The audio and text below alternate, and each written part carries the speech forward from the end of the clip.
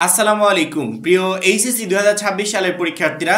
Test পরীক্ষার আগে বা ফাইনাল পরীক্ষার আগে তোমাদের বলা প্রত্যেকটা কথা আমাদের কাছে গুরুত্ব বহন করে। তোমাদের দেওয়া প্রত্যেকটা কমেন্ট আমরা মনোযোগ সহকারে পড়ি।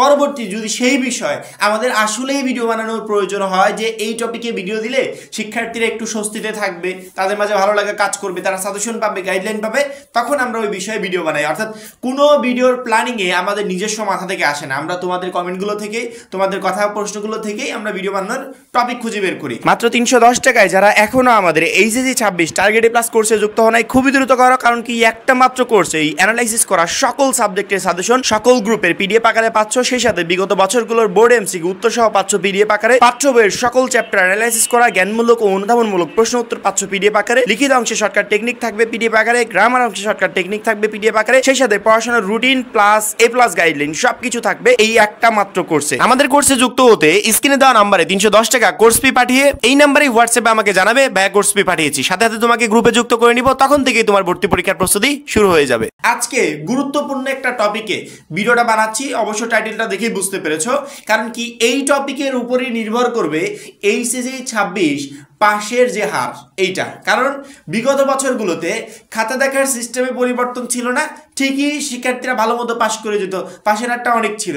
এই বছরে খাতা দেখার সিস্টেমে পরিবর্তন আসার কারণে লাখ লাখ শিক্ষার্থী ফেল। এখন এই ধারা তো এই বছরের জন্য না, সামনের বছরও পর্যায়ক্রমে এটা চলমান থাকবে এবং সামনের বছরগুলোতেও হিউজ পরিমাণ শিক্ষার্থী খারাপ রেজাল্ট করবে যদি আমরা এই বছর থেকে সতর্ক না হতে পারি। এই বছরে সতর্ক হলে কি করতে হবে? আমাদেরকে সেই মতো প্রিপারেশন নিতে হবে যাতে পরীক্ষায় হলে গিয়ে কারো হেল্প না লাগে, কোনো টিচার আমাকে 2-4 নাম্বার বাড়িয়ে দিয়ে পাস করিয়ে দিবে বা এ প্লাস পাইয়ে দিবে, এই ধরনের চিন্তা যেন না থাকে বা এগুলো যেন আমাদের প্রয়োজন না হয়। যদি আমরা এটা এখন থেকে ঠিক করতে পারি, এইচএসসি 26 রেজাল্টে পরীক্ষার প্রশ্ন যেমনই হোক, খাতা যেভাবেই দেখুক, মাস্ট বি আমরা ভালো রেজাল্ট করব। এবং তোমাদের এই ভালো রেজাল্ট করার জন্য অলরেডি আমি তো একটু আগে আমাদের কোর্স সম্পর্কে বলেছি, আমরা অল এভরিথিং গ্রুপে দিয়ে দিয়েছি। ওই পিডিএফগুলো হাতে পাওয়ার পর একটা শিক্ষার্থী এ প্লাস প্রিপারেশন নিয়ে পরীক্ষার হলে যেতে পারবে এবং মাস্ট বি আমি 100% গ্যারান্টি দিচ্ছি সে এ প্লাসটা পরীক্ষায় কনফার্মও করতে পারবে। একটা স্টুডেন্ট নাম রিফা খাতুন, সে আমাদের একটা ভিডিওতে কমেন্ট করেছে, গুরুত্বপূর্ণ কমেন্ট। রিফা খাতুনকে অবশ্যই ধন্যবাদ, যে এই বিষয়টা আসলে অনেকেরই জানা প্রয়োজন ছিল। তো আপনি কমেন্ট করেছেন, এই জন্য আমরা সেই কমেন্টের রিপ্লাইটা দিচ্ছি। কমেন্টটা হচ্ছে, এবছর এইচএসসি 26 খাতা খুব কড়াকড়ি করে দেখবে। কতটুকু সত্য? মানে খুব কড়াকড়ি করে দেখবে এবং এই দেখার কারণেই প্রতি বছর লক্ষ লক্ষ শিক্ষার্থী ফেল করছে। অর্থাৎ 25 সালে যে 2টা পরীক্ষা হলো, এই 2টা পাবলিক পরীক্ষায় এত শিক্ষার্থী ফেলের কারণ মনে হয় এই খাতা কড়াকড়ি করে দেখা। কারণ কি, প্রশ্নে তেমন কোনো পরিবর্তন নেই, প্রশ্ন তো কঠিন হচ্ছে না, কিন্তু তারপরে শিক্ষার্থীরা ফেল করছে। এই ফেলের পার্থক্যের কারণটা কি? মাস্ট বি এর সাথে একটা খাতা দেখার সম্পর্ক আছে, কিন্তু খাতা কড়াকড়ি করে দেখবে কিনা এইটা আসলে কতটুকু সত্য। আমি যদি প্রথম থেকে ক্লিয়ার করি, মানে আমাদের আশেপাশে তো টিচাররা আছে যারা খাতা দেখে, আমাদের রিলেটিভের ভিতরে অনেকে আছে যারা বোর্ড পরীক্ষার খাতা দেখে, তো তাদের যে বিষয়গুলো আমার চোখে পড়ে বা বোর্ড থেকে যে তথ্যগুলো দেয়, আমি টোটালি একত্রিত করে যদি কথা বলি, বোর্ড থেকে একবারে ক্লিয়ার নির্দেশনা, একটা শিক্ষার্থীকেও কোনো ধরনের কোনো বাড়তি নাম্বার দেওয়া যাবে না। অনেকে প্রশ্ন করতে পারো, তাহলে কি বোর্ড এতদিন আমাদেরকে বাড়তি নাম্বার দিত বা শিক্ষকরা খাতা দেখার সময় কি বাড়তি নাম্বার দিত? এখানে বাড়তি নাম্বার বিষয়টা একটু ক্লিয়ার করি। একটা শিক্ষকের রাইট ছিল গ্রেস মার্ক দেওয়া, অর্থাৎ গ্রেস পদ্ধতিতে একটা শিক্ষার্থীকে 1-2 নাম্বার এদিক ওদিক করে সিস্টেম করে দেওয়া। যেমন ধরো একটা শিক্ষার্থী পাস করার ক্ষেত্রে 33 প্রয়োজন, মানে আমি আনুমানিক একটা হিসাব বলছি, যেমন ইংরেজিতে 33 প্রয়োজন। এখন 33-এর জায়গায় সেই শিক্ষার্থীরা পেলো কত? 32, পেলো কত? 31, 1-2 নাম্বার শর্ট। একটা শিক্ষক চাইলে, মানে এতদিন গ্রেস পদ্ধতিতে ওই 1 বা 2 নাম্বার বাড়িয়ে দিয়ে ওই শিক্ষার্থীটাকে পাস করিয়ে দিয়েছে।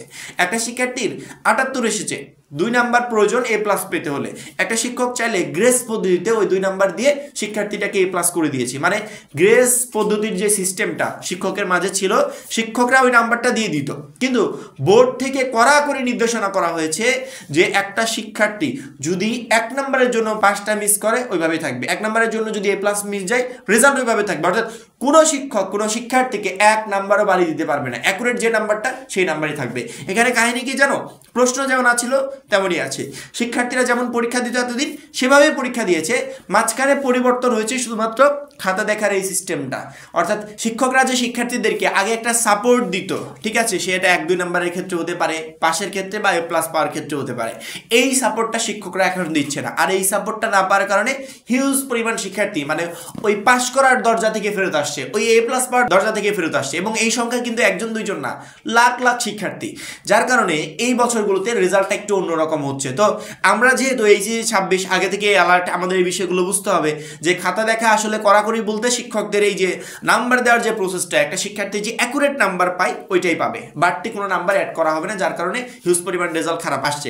অর্থাৎ আমাদের পরীক্ষার হলে কারোর উপর ডিপেন্ড করা উচিত হবে না, আমাদের পরীক্ষার হলে কোনো শিক্ষকের উপর ডিপেন্ড করা উচিত হবে না, খাতা দেখার ক্ষেত্রে কোনো শিক্ষকের ক্ষেত্রে ডিপেন্ড করা উচিত হবে না। অর্থাৎ আমি আমার পরীক্ষা দেব এবং যতটুকু আমি লিখতে পারবো তার উপর ডিপেন্ড করে আমি একটা বেস্ট রেজাল্ট করবো, জাস্ট এতটুকুই। এর উপর অন্য কোনো কিছুর উপর ডিপেন্ড করা আমার উচিত হবে না। যদি ডিপেন্ড করি সেক্ষেত্রে আমার কপালেও ওই একই দুর্ভোগ আছে, অর্থাৎ হয় ফেল নয়তো এই প্লাস মিস যাবে।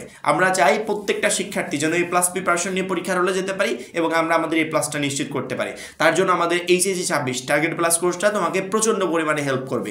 আর যে শিক্ষার্থীরা এই কমেন্টটা করেছিল আমি অসংখ্য ধন্যবাদ দিচ্ছি, কারণ এটা একটা গুরুত্বপূর্ণ কমেন্ট। এই কমেন্ট মানে একটা কমেন্টের মাধ্যমে কতগুলো ইনফরমেশন জানা হলো বোর্ড পরীক্ষার খাতা দেখার বিষয়গুলো নিয়ে, শিক্ষকরা কিভাবে নাম্বার দিচ্ছে সেই বিষয়গুলো নিয়ে, এখন সামনে টেস্ট এবং ফাইনাল পরীক্ষা, এই দুইটা পরীক্ষায় কেমন প্রিপারেশন নিব, টোটাল বিষয়টা আমাদের জানা হলো। সেক্ষেত্রে অবশ্যই তোমরা মাস্ট বি কমেন্ট করবে যে তোমাদের কোন বিষয়ে ভিডিও প্রয়োজন, অর্থাৎ আমরা ভিডিও আপলোড করি নাই এমন বিষয়ে কমেন্ট করবে, যেগুলো আপলোড করেছি সেগুলো বিষয়ে কমেন্ট করার প্রয়োজন নাই। অবশ্যই গুরুত্বপূর্ণ কমেন্ট নিয়ে পরবর্তীতে আমরা ভিডিও আপলোড করব। আশা করি প্রত্যেকটা শিক্ষার্থীকে আমি বোঝাতে পেরেছি। এখনো যারা গ্যাপ দিচ্ছ, পড়াশোনার ক্ষেত্রে ঘাটতি ফেলছো, তারা কিন্তু কোনোদিনও সেই ঘাটতি বোর্ড পরীক্ষার আগে বা টেস্ট পরীক্ষার আগে পূরণ করতে পারবে না। আমি বারবার করে বলছি, খুবই দ্রুত প্রিপারেশন শুরু করে দাও, আমাদের পিডিএফ গুলো অনুযায়ী স্টাডি করো, ইনশাআল্লাহ ভালো একটা রেজাল্ট করতে পারবে। পরবর্তীতে হয়তো আফসোস করা ছাড়া আর কিছুই করার থাকবে না। আশা করি প্রত্যেকটা শিক্ষার্থী বুঝতে পেরেছো। এখন এই পর্যন্তই, পরবর্তী ভিডিওর জন্য অপেক্ষা করবে। সবাই ভালো থাকবে, সুস্থ থাকবে, আল্লাহ হাফেজ।